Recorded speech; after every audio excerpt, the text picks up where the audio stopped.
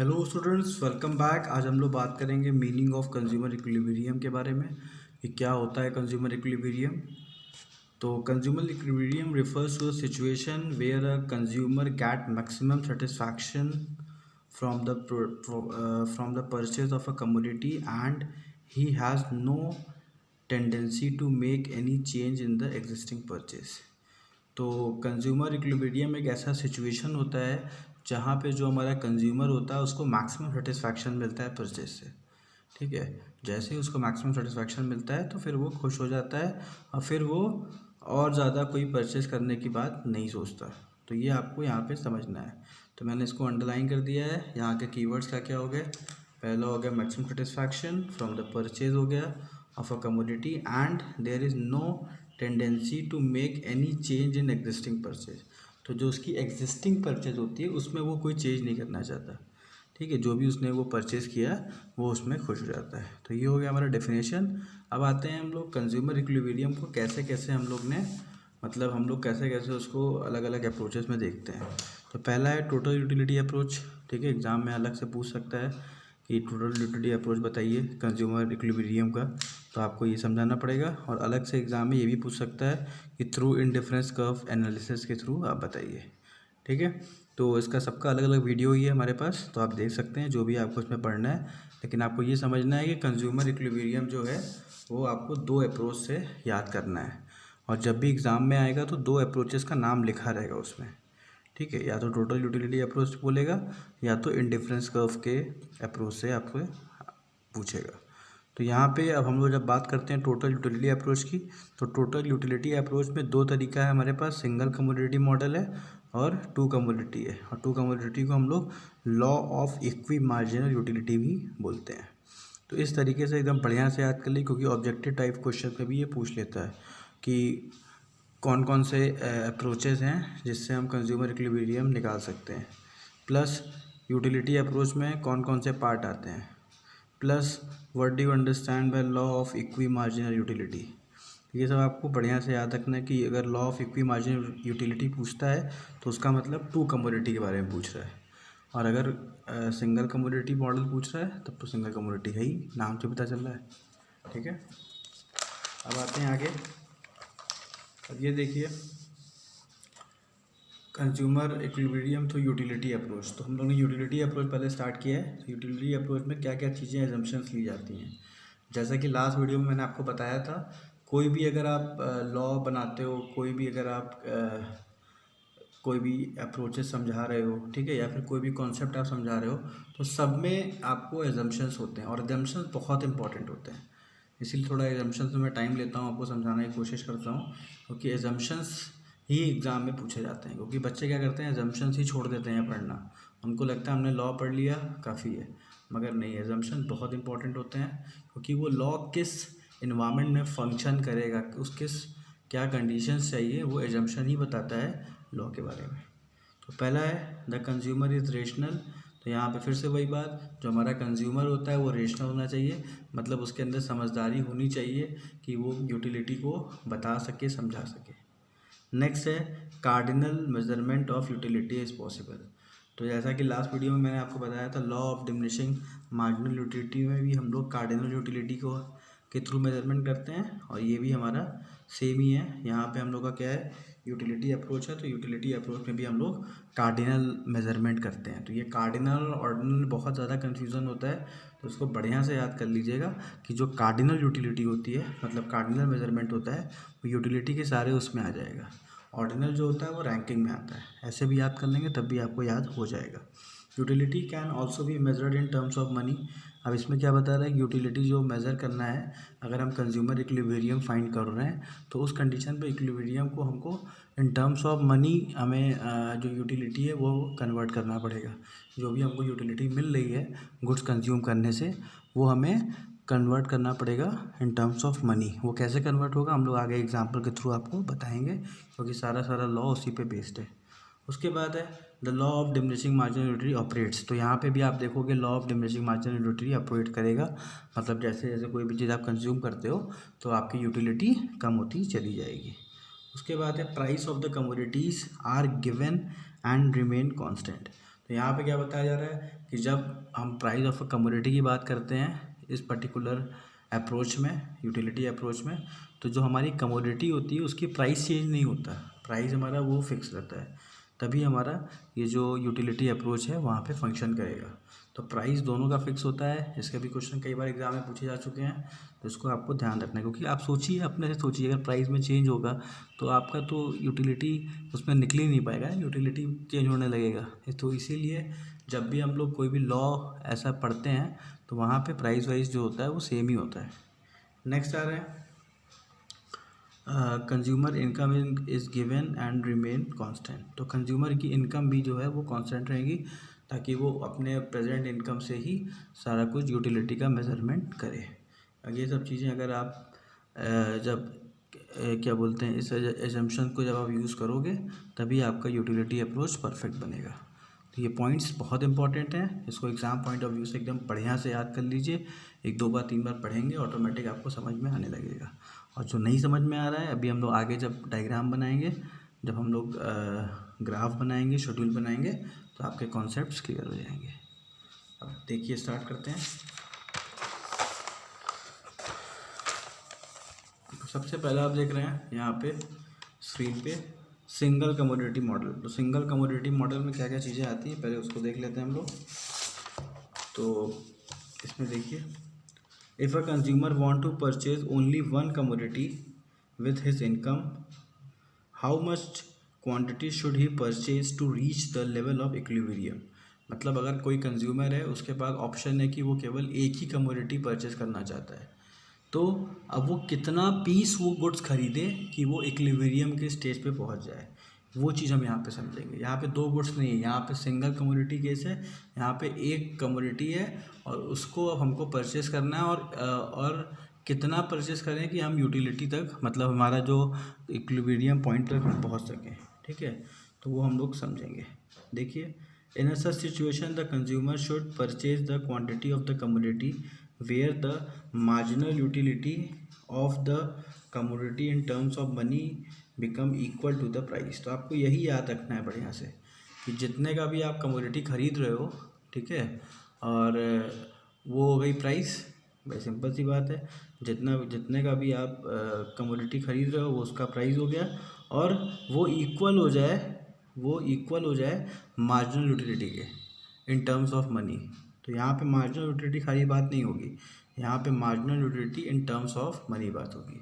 मतलब अभी तक क्या हो रहा था कि हम बस खाली मार्जिनल यूटिलिटी बता दे रहे थे कि हाँ, हमने एक एप्पल कंज्यूम किया तो हमें यहाँ पे ये जो यूटिलिटी मिल रही है वो 40 है।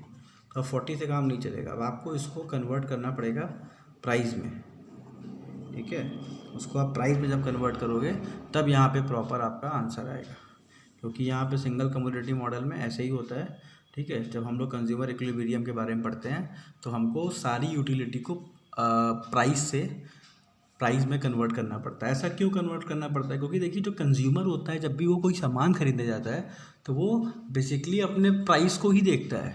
ठीक है ना, कि उसके पास कितने पैसे हैं और उसे कितने पैसे में वो सामान खरीदना है और उसको पूरा यूटिलिटी मिलेगा। तो इसीलिए जब तक आप यूटिलिटी को प्राइस में कन्वर्ट नहीं करेंगे तब तक आप कंज्यूमर इक्विलिब्रियम फाइंड नहीं कर सकते। तो यहाँ पे देखिए कैसे उसको कन्वर्ट करते हैं। How can we find out the marginal utility of the commodity in terms of money. The marginal utility of a commodity X is 40 utils. मतलब हमने कोई कमोडिटी था, उसको कंज्यूम किया, वो 40 यूटिल्स हमको उसमें यूटिलिटी मिली, और जो उसका 1 रुपये पे, मतलब 1 रुपये पे 5 यूटिल्स उसने अपना डिफ़ाइन किया था कि भाई 1 रुपये जो हम खर्चा करते हैं वो 5 यूटिल्स का होता है। ठीक है ना, जैसे यहाँ पे 1 रुपये को 5 यूटिल्स के बराबर रखा गया है, ये सब हमको अज्यूम करना पड़ता है। ठीक है, यहाँ पे हमने 1 यूटिल्स को जो जगह दी है, ठीक है, 1 रुपीज़ को जो हमने जगह दी है वो जगह दी है 5 यूटिल्स का। तो आपको ये यहाँ पे ध्यान देना पड़ेगा कि 5 यूटिल्स वर्ड यूज़ कर रहा है, मतलब 1 रुपये अगर आप खर्च कर रहे हो तो आप एक्सपेक्ट करोगे कि कम से कम 5 यूटिल्स आपको मिले, और अगर आप 2 रुपीज़ स्पेंड कर रहे हो तो यहाँ पे आपका जो फोकस होगा वो 10 यूटिल्स पे होगा।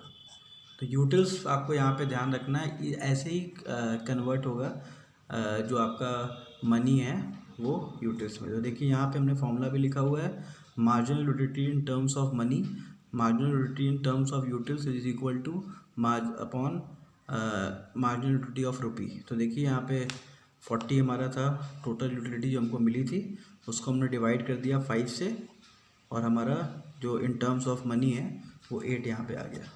तो इस चीज़ को आपको ध्यान रखना है, किस तरीके से आप उसको कन्वर्ट करते हैं। जो भी यूटिलिटी आपको मिल रही है उसको आप किस तरीके से कन्वर्ट कर रहे हैं मनी में। जब तक आप इन टर्म्स ऑफ मनी उसको कन्वर्ट नहीं करेंगे तब तक आपका प्रॉपर आंसर नहीं आएगा।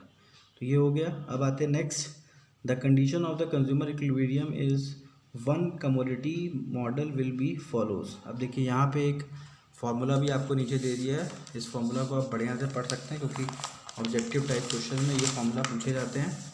क्या है इसको देखिए, marginal utility in terms of money is equal to price of a commodity. मतलब कंज्यूमर इक्विलिब्रियम का सिचुएशन कब बनेगा, जब marginal utility of term of money, मतलब जो भी आपको मार्जिनल यूटिलिटी मिल रही है कोई भी गुड्स खरीद के इन टर्म्स ऑफ मनी, वो इक्वल हो जाए प्राइस ऑफ कमोडिटी के में, मतलब जो पैसा आप खर्च कर रहे हैं। तो इस सिचुएशन पे ही हम बोलेंगे कि जो हमारा कंज्यूमर है वो इक्विलिब्रियम सिचुएशन पे है। आइए आगे देखते हैं।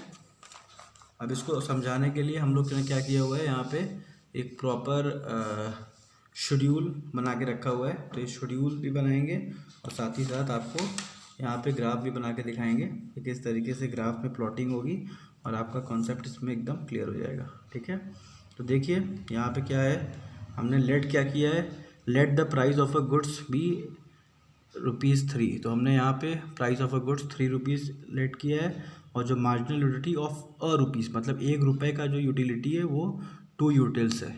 तो ये आप ध्यान रखिएगा, जब भी आप एग्ज़ाम में ये बनाएंगे तो आप दोनों चीज़ लिखेंगे कि प्राइस ऑफ अ गुड्स जो है वो रुपीज़, तो ये तो आपको लिखेंगे एक प्राइस कितना रुपए का है, और साथ ही साथ आप ये भी लिखोगे कि ₹1 का कितना यूटिल्स है।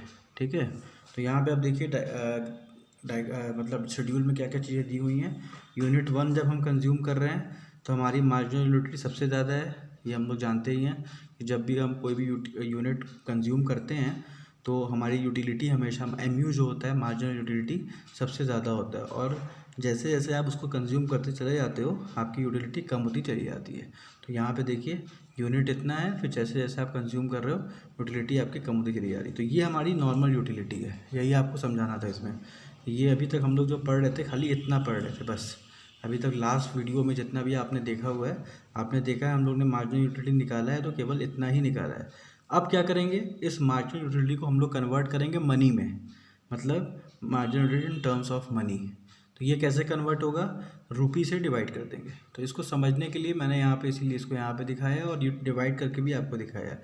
तो एग्ज़ाम में भी आप ऐसे इसको डिवाइड करके दिखा सकते हैं ताकि एग्जामिनर को समझ में आ जाए कि हाँ आपने पूरा चीज़ समझा दिया है।